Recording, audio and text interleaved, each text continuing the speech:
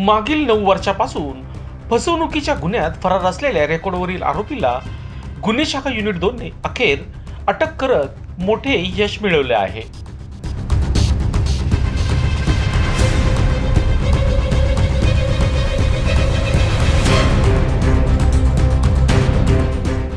नाशिक शहर पोलीस आयुक्त संदीप कर्णिक, पोलीस उपायुक्त किरण कुमार चव्हाण तसेच सहाय्यक पोलीस आयुक्त संदीप मिटके यांच्या मार्गदर्शनाखाली ही कारवाई करण्यात आली आहे.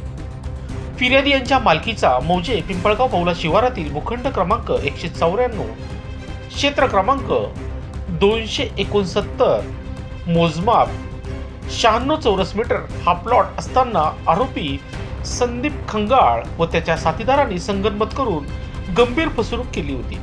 फिर्यादी यांच्या ऐवजी तो त्या महिलेला फिर्यादी म्हणून उभे करून बनावट पॅन कार्ड, आधार कार्ड तसेच प्लॉटचे बनावट दस्तऐवज तयार करण्यात आले आणि सदर भूखंड आरोपीच्या नावावर करून फिर्यादीची आर्थिक फसवणूक करण्यात आली होती. या प्रकरणी नाशिक रोड पोलीस ठाण्यात फसवणुकीचा गुन्हा दाखल करण्यात आला होता.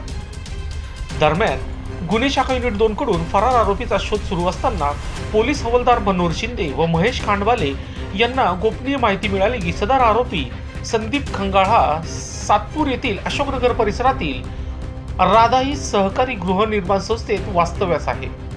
ही माहिती प्रभारी अधिकारी हेमंत तोडकर यांना कळविण्यात आली. त्यानुसार गुन्हे शाखा युनिट 2 चे पोलीस हवालदार मनोहर शिंदे, चंद्रकांत गवळी, वाल्मिक चव्हाण, महेश खांडवाले व सुनील खैरनार यांच्या पथकाने सातपूर अशोकनगर परिसरात सापळा रचून आरोपी संदीप दिनकर खंगाळ वय वर्ष 45 राहणार राधाई सोसायटी, घर नंबर 364, अशोकनगर, सातपूर, नाशिक याला ताब्यात घेण्यात आले.